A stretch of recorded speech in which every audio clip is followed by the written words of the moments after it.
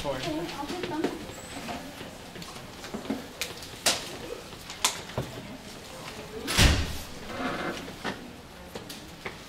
Well, hello and welcome to today's Colloquium. We have one more hand up, see if I can tell. I'll come give you a hand in a second.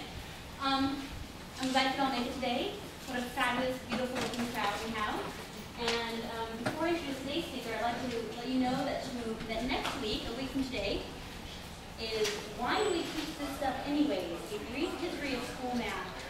It's by Eric Su from State University, and he's got some fascinating stuff about the history of why we teach algebra and what we choose to teach in algebra and what we choose not to teach in algebra. It's historically motivated. It's going to be a very fun talk. So today, I'd like to introduce you to Megan Taylor. She's a PhD candidate at Stanford University, studying how math teachers interact with their curricula. Specifically, her research operates under the assumption that there is no perfect curricula to teach mathematics, nor will there ever be one. So teachers must be given training support and flexibility to use their curricula in the most effective ways. She's a nationally board-certified teacher with experience teaching 7th through 11th grade mathematics. She's currently the district algebra coordinator for the San Mateo Union High School District and consults with their area math departments, schools, and districts on the most effective curriculum use. She has taught many math methods courses for the Stanford Teacher Education Program for the past 2 years and currently teaches 10th grade advanced algebra part-time at a local high school. She lives in San Francisco with her brother Adam, and we're delighted to have her here. Thank you. Thank you, Cora.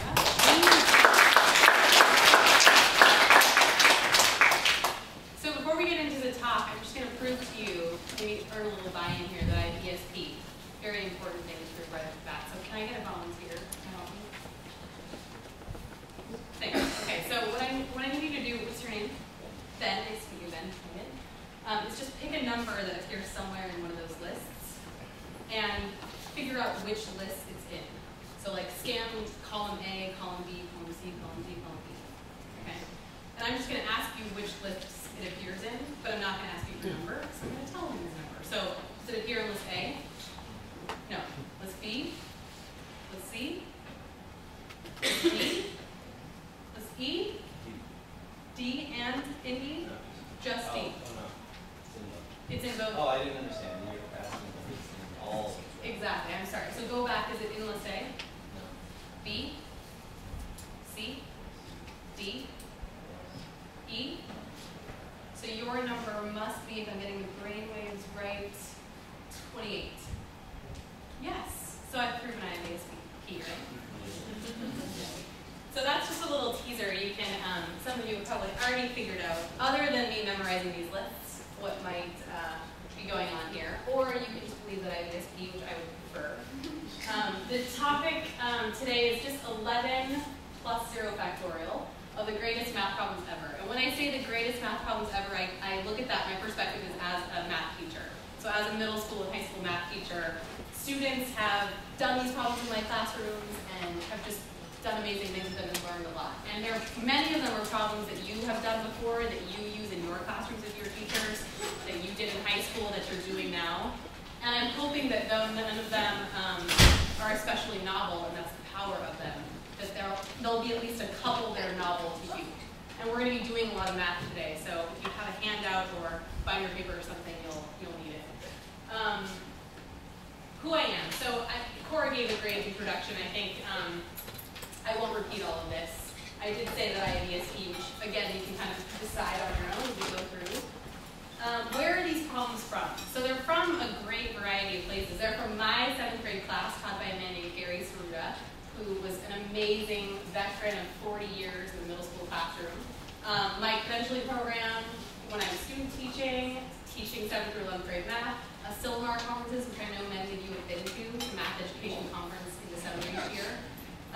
The Park City Mathematics Institute, which again, has anybody been in the Park City Mathematics Institute?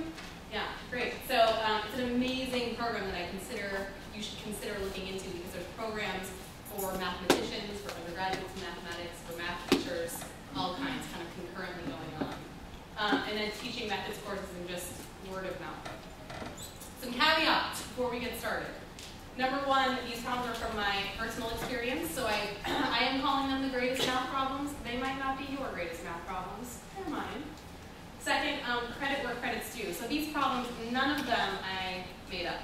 Perhaps in certain cases I twisted the scenario a little bit or changed the context to suit something that I wanted to use in my classroom, but these are all very, what I would consider classic math problems. Few answers will be shared, so be prepared for that. Timeless, versatile, but not necessarily novel.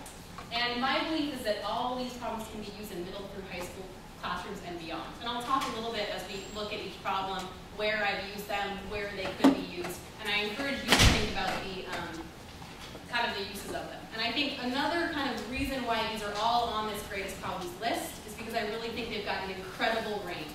So a lot of the problems that we're going to talk about today would be very interesting to mathematicians studying them in their field. They'd also be equally interesting and accessible to a 7th grade math student. So that's why I think they're so wonderful. Number 1, Kepler's barrel problem. Kepler's barrel problem is a problem that simply states there's a wine merchant, and the way that he sells his wine is in these barrels.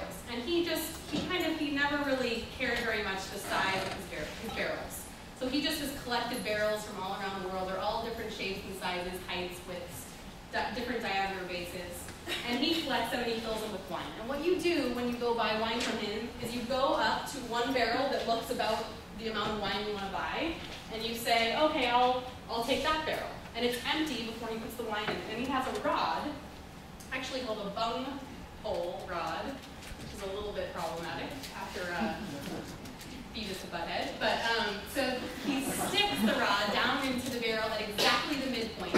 And he's done this for so long that he can get it exactly over the diameter of the base. So it's going exactly through the center of that barrel till it touches the opposite side of that cylinder. And then depending on how much is left sticking out of this standard rod, he gives you a price. And those prices are fixed. So let's say, I don't know what it is, 2 feet sticking out ends up being $50, 1 foot sticking out ends up being $100, whatever that is. So the question that I always pose to students, that's the crux of Kepler's barrel problem, is this pricing method fair? And I think one of the interesting things about that is that it kind of leads to a lot of different orientations about the problem. Like, what does that really mean? Is it fair? So to say, yes, it's fair, or no, it's fair, what question are you really answering?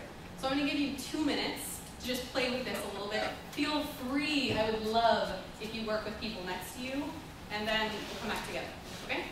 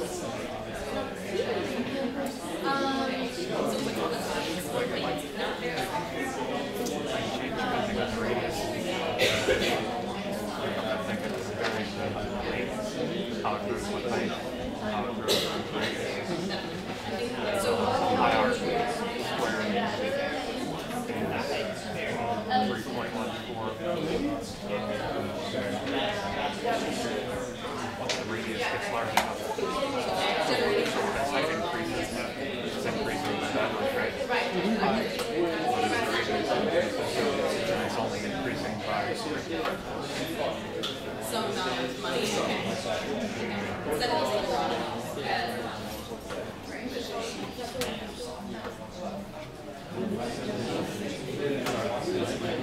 All right, I'm going to bring everybody back. This one?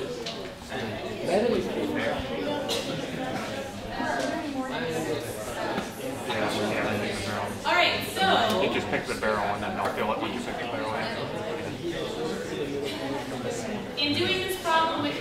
methods course at Stanford, so these are pre-service teachers, student teachers. They kind of came up with some interesting ways of rephrasing or defining fairness.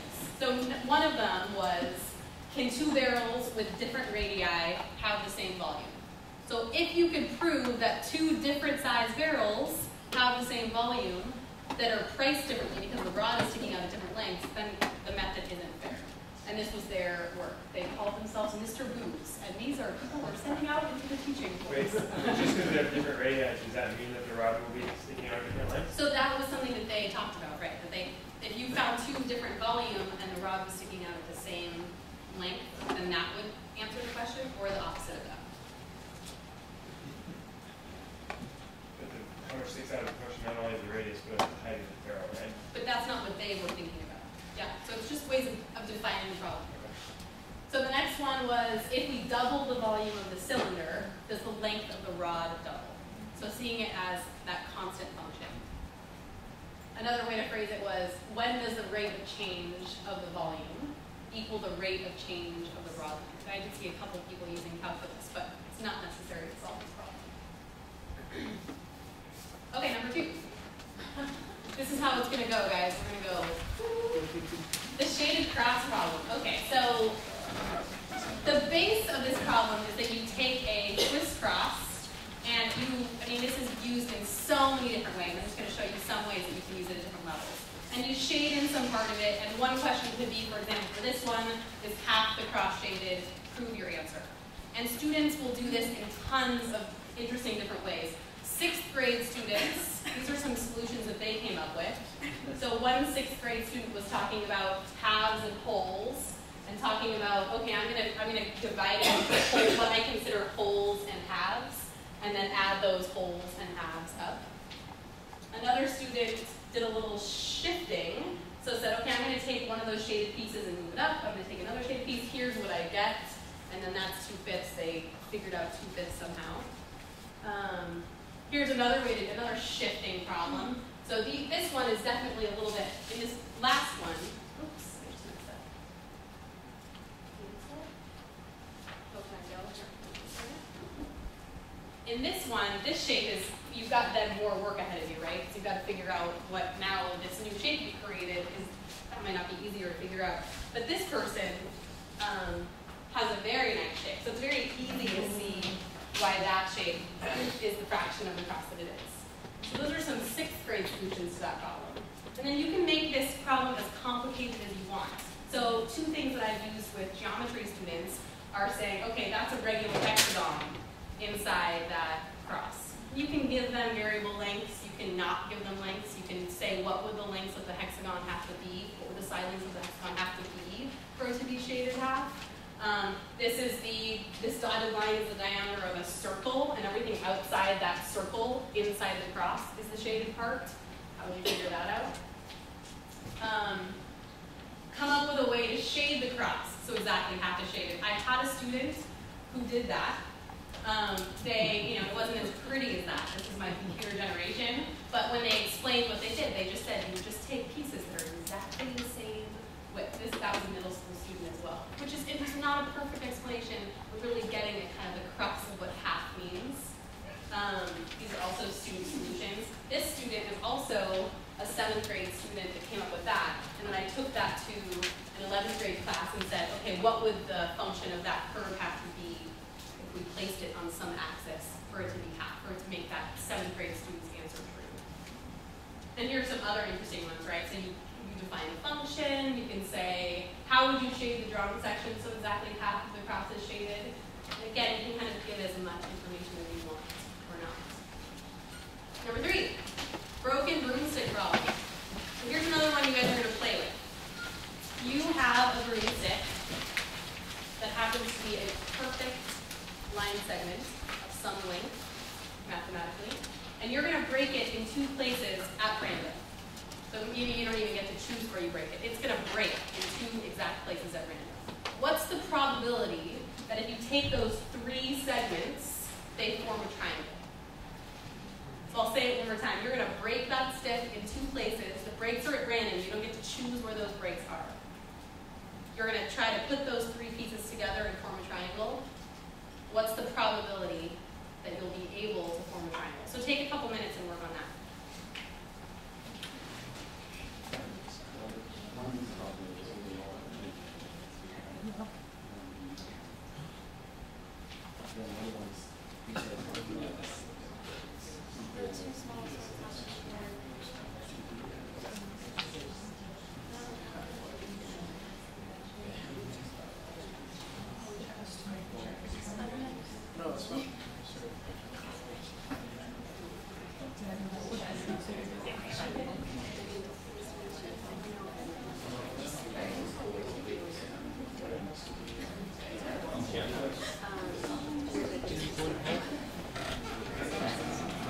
None of them can be more than half. Because first line you can break. If it's then one is landed with the other. Yeah. And now the smaller one, it breaks, the smaller one breaks, then it's going to be triangle. The larger one has to break. If you pick the big one and break the small one, as long as the big one is not more than a half. But if it breaks, In which case it's not the big one yet. if it breaks, the one is larger than the other. It has to be. I mean, honestly, it's like right in the middle. And it breaks right in the middle, the probability is 0. It will break. The larger one breaks, Yeah. the smaller one. It's just you don't get Smaller to one choose breaks. when that breaks. Every The time. larger one breaks. Yeah, it just breaks at a random place. First breaks, So it could break all the way down there. probability it doesn't break right in the middle. The problem is what's the probability? One is bigger than the other. And then bigger one will break, this probability will half. So if you have half and half, probability will break. Hey, 30 seconds, we're gonna come back together. That's a complicated calculation, right? Why would the bigger one be? I bet this one will break or that one will break, right? I don't know. If this one's longer, this one's shorter, why do you say that this one is likely to break the second time? Is this one is it shorter? Would it be less likely to break more size than this one? It's only random. Are you saying it's equally likely that the bigger one would break? No, it's more like this big, right? Because it's more lines. You can't say if you have a big one and a small one. The second break Oh, that comes see, in. breaks have happened So at the those same time. piece lengths are Yeah. Now, not. if it's one is larger, one is smaller. Yeah. Now, So can I get a couple volunteers, just basic things you need to know. So if the three pieces are going to form a triangle, what are some things that are true? Yeah, thank you. Can you say your name? Chuck.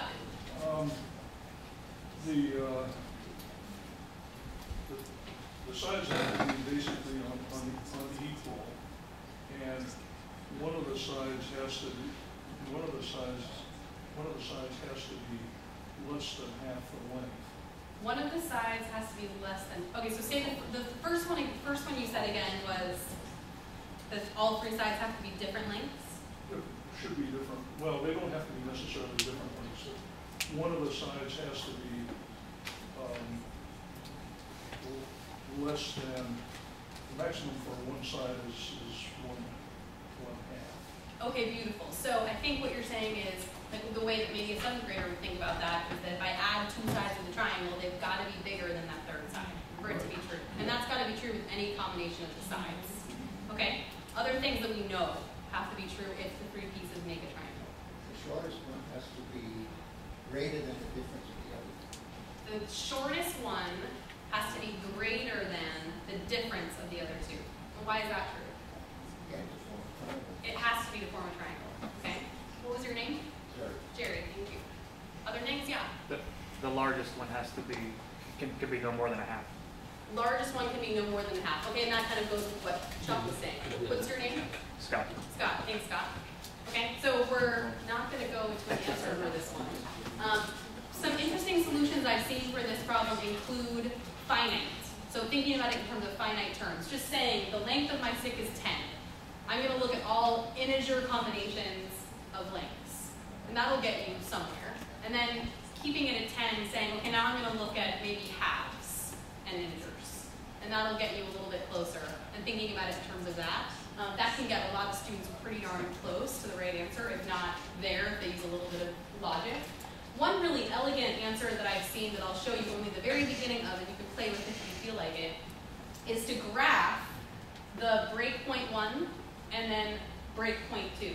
So you kind of create a sample space of what all of those values could be, and then think about, within that sample space, thinking about what Jerry and Chuck and Scott were talking about, which values of those 2 breakpoints are going to end up creating a triangle.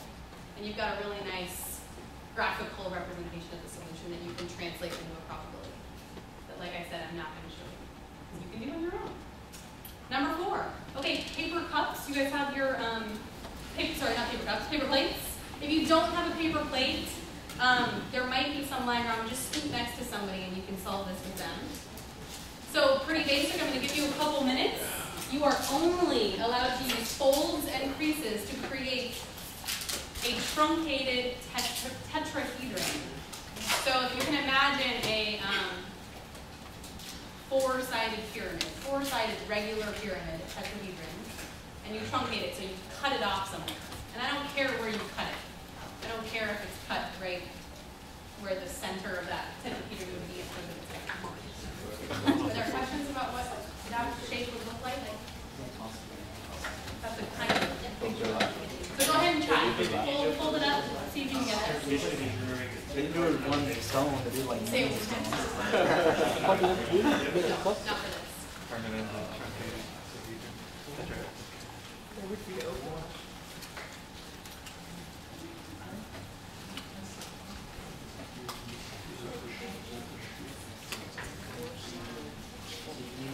If you need a hint, I'll give you one, but ask me the vision. No tearing. No tearing. That's cheating. No tape and glue.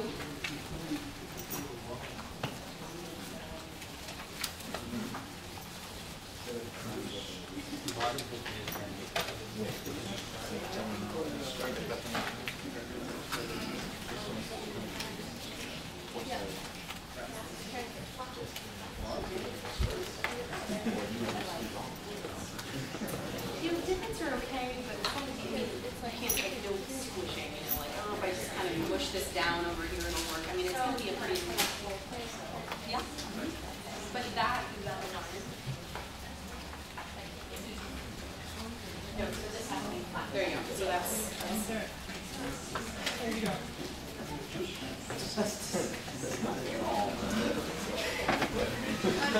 Looks like a smashed burrito. Here's side 1, side 2, side 3, side 4, side 5. I'm a little dumb with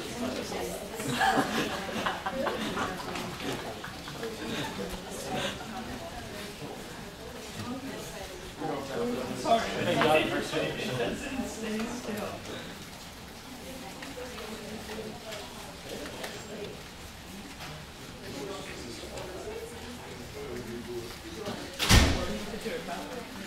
No, it's got to be fun. It's not pointed.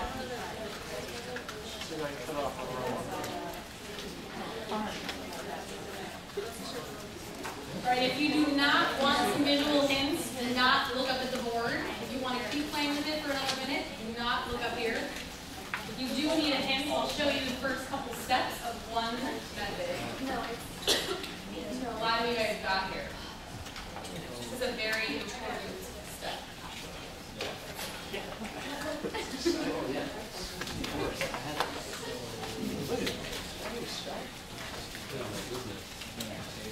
I had my own reading method.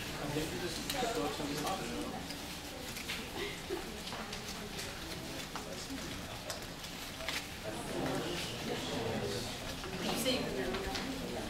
You say you could remember. No, I got this app Well, there you go. So how would you do that? Like, so you know all the sides are the same. Like instead of just like visually, you just made 3 triangles. How would you do exactly that? But be able to say, I'm sure that those 3 triangles are heavy square.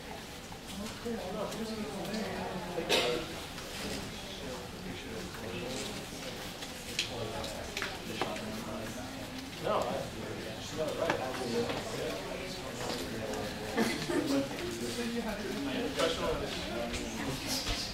So I'm just going to talk about this a little bit, continue folding. A couple things that I was hearing were like, what are legal moves? So if you're using this with students, you can define those as much as you want to or not. So for example, you could say it must have an open top, or you are not allowed to fold the paper over itself, or whatever you want, whatever limitations you want. For this, there were no limitations, and I'm going to show you the rest of this shape. And one really important thing is a lot of you guys either made truncated tetrahedrons or got really close to something that looked really good. The difference, though, in what I'm going to show you and what some of you did is that you have to, that first question back on the previous screen was prove that it's a truncated tetrahedron. And you can take that question and say, you know, prove that it was originally a regular tetrahedron. So you've got to be able to say, I know this is composed of 4 congruent triangles, for example. How do I know this? So this is one way that'll get you there, not the only way. Make a hexagon out of that triangle, folding those points in the middle so you've got creases. I'm clearly not an origami instructor. I apologize for these pictures. So you've got these 4, and then you can make trapezoids out of this, so you get these other creases. I'm just going to keep going here. You get these beautiful creased lines from making these trapezoid shapes, and depending on where you want to truncate it, you can fold it. I folded it all the way over to the opposite side, but you can fold it anywhere, any distance you want, and that'll truncate it at different edges. By folding them all over to the exact opposite side, you know that that truncated face is going to be parallel to the face. And if you don't know what I'm talking about, you can check this out and play with it a little bit more later. This will create your tetrahedron. When you fold those 3 sides up, that'll create your tetrahedron. So it'll be like that little guy, that little guy, and then you already have the creases in it that'll help you flap down, which I'm going to do in this one here. Flap down that top. So there will be 3 pieces that flap down on top. So the proof of this could be very informal, and it could be very formal, and I think that's the power of this problem for me.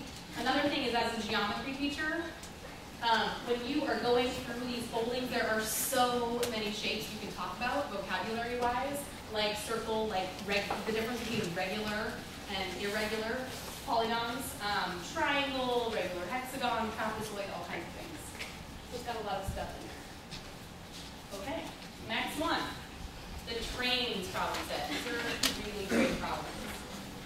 A train is composed of different length cars all squished together in a row. So you have, like this, for example, is a train of length 5, composed of a 1-length car, a 2-length car, and a 2-length car. Order matters because it's a train. So it's like you can think about the head of the train and then the caboose of the train. So you can ask questions like, how many trains of length 5 can you make? So here are some examples of trains of length 5. And there are Cuisenaire rods, which are a manipulative, a little plastic manipulative. The teachers in the room are like, yeah, I know those. Little plastic manipulatives that you can actually use to build these trains, and they're different colors, and so they're really great for helping see patterns. Another question that goes along with these trains would be, how many trains of a certain length can you make with exactly a certain number of cars? So while that first question was really open, just how many trains of length 5 can you make? Now you're saying, how many trains of length 5 can you make that have exactly 3 pieces? And another step would be, how many trains of length 5 can you make using only certain pieces, like only 1 and 2 length cars, or only 2 and 3 length cars? It turns out that the patterns in these problems are really, really, really beautiful. And get at some of the core patterns in mathematics that students should be kind of thinking about. This is from a 6th grade classroom, actually. This is pretty amazing work for a 6th grade. This is actually, these are for 6th graders in a summer program. They all failed mathematics the year before, and they were in this summer program. And this is his work for, this group's work for trains of different lengths and how many trains there would be. And they wrote at the bottom there, you can use the number of length 5 trains to predict the number of length 6 trains by multiplying the number of length 5 trains by 2. So for a 6th grader repeating math, being able to articulate that there's this beautiful powers of 2 thing going on is pretty amazing. So it's a great problem that's very accessible for students to kind of deal with these really, really, really powerful math patterns in accessible ways. And it turns out that those 3 questions that I showed you guys before end up with powers of 2, Pascal's triangle, and Fibonacci patterns. So they're really, really, really cool. You can use these, and I've used these training problems in all kinds of classrooms, like algebra, second-year algebra classrooms. You can definitely transfer them to all kinds of places. All right, next one. 2 checkerboard problems. The first checkerboard problem is definitely a classic. So it just says you've got a checkerboard, a standard checkerboard, 8 by 8 squares. How many squares are there on that checkerboard? And I'm going to let you think about that for a minute. How many squares are there on the checkerboard? I'll give you a hint. It's more than 64.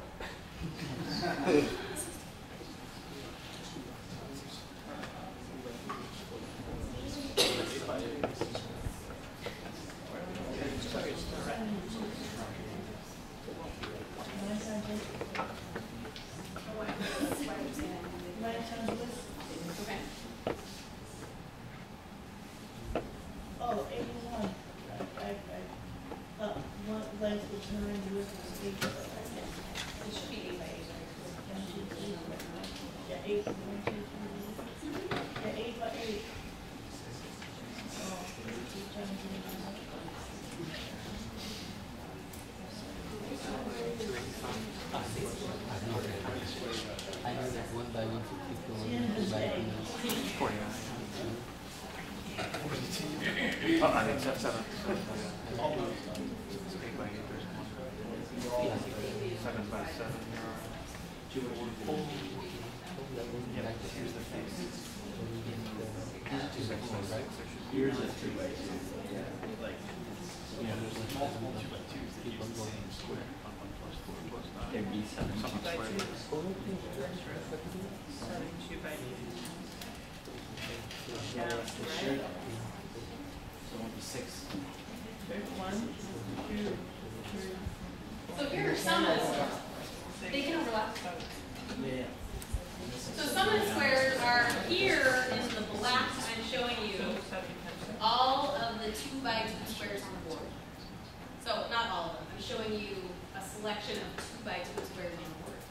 This, I can use the laser. I'm going to try to use the laser one. Oh my gosh, miracle. So that's just a computer graphics mess up there. But so here's one 2 by 2 square. A different 2 by 2 square would be taking that one and sliding it over. So here's a different 2 by 2 square. How many 2 by 2 squares can you fit across? 7. 7. How many can you fit down? 7. How many 2 by 2 squares are there on there? 49, right? So how many 3 by 3 squares are going to be on there? 36. A pattern. So here it is, this beautiful pattern of 1 by 1 squares, which is the easy one to kind of say, oh, I can see all those ones. And then 2 by 2s, 3 by 3s, 4 by 4s, which, again, a beautiful pattern of squares. And if you add those up, you get 204 squares. This is a really nice problem for helping students learn how to start small. So sometimes starting with an 8 by 8 checkerboard is a really big problem. And so starting with maybe just a 4 by 4 checkerboard and making sure you can see how all of those squares fit. So a slightly more complicated checkerboard problem is actually from the book Fermat's Enigma by Simon Singh. Actually, I went to talk about it. Has anybody read that book in here, Fermat's Enigma? Terrible history. Terrible history. Oh, really? Oh, a history of math person saying terrible history. Okay, well then I won't comment on the history. But in the first chapter of the book, he is trying to explain the difference between scientific and mathematical proof. And one of the ways that he says, that he explains the difference, is he says, okay, let's say you take a checkerboard and you remove the 2 opposite corners. And you want to know if you take dominoes, standard dominoes, where in this case the one domino covers exactly 2 squares, can you lay them down on the checkerboard so that no domino edge overlaps? So he says the scientific proof of that would be to systematically try all the different ways you could lay dominoes on the board. And that could involve every single combination of dominoes, which would be a lot. Or it could be some systematic way where you knew you'd gotten everything and you finally realized the answer. or the mathematical way. So I want you guys to play with that problem for a minute or two. Where's the problem? Yeah, I'll say it one more time. So if you were going to lay dominoes down on this checkerboard with having taken the two corners away, could you lay dominoes to cover every single existing square so that no domino edge hangs off? Yes or no? A domino covers exactly two squares. Either that way or that way. Okay, so play with that for a minute.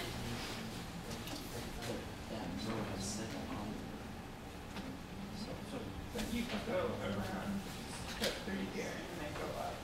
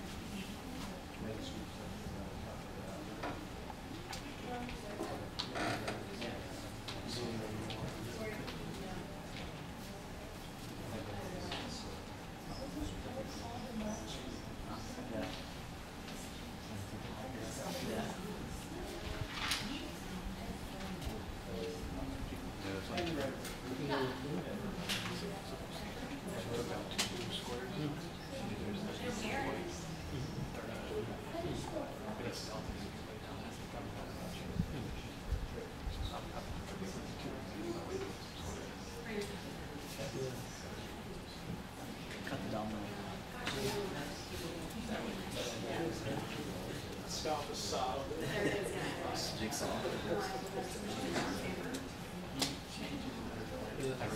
read that book. I was working on 4x6. If I cannot do those, I know. Yeah, no. So I line for like this.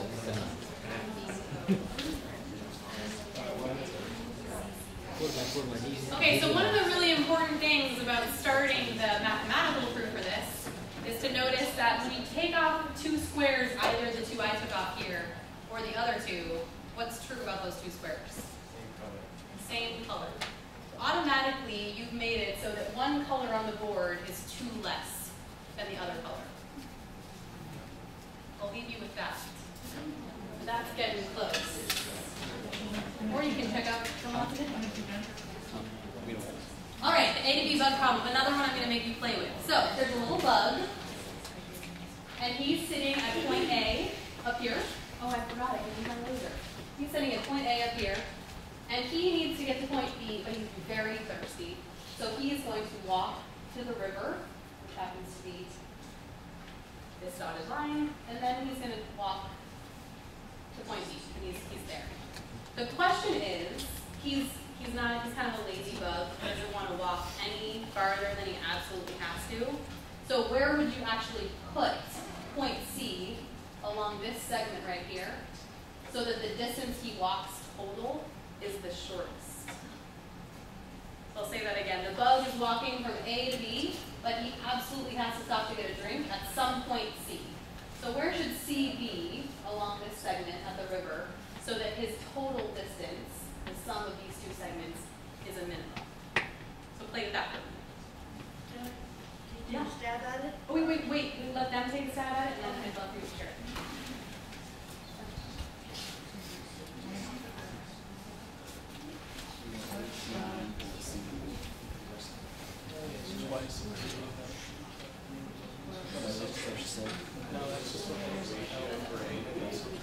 Say that again.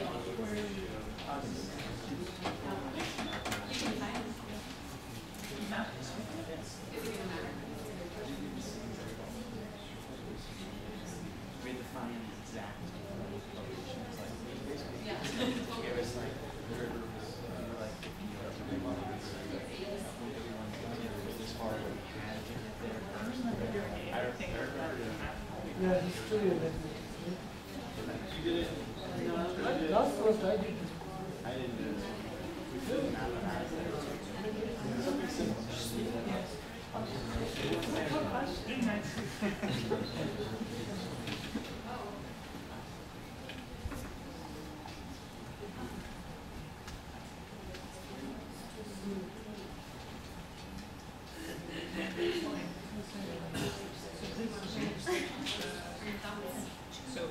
No.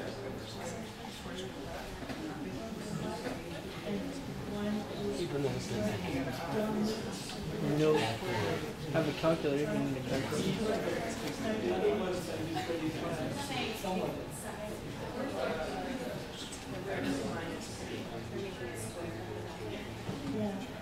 From C to A is a line separating the perfect square, and from C to B is a line separating the perfect square.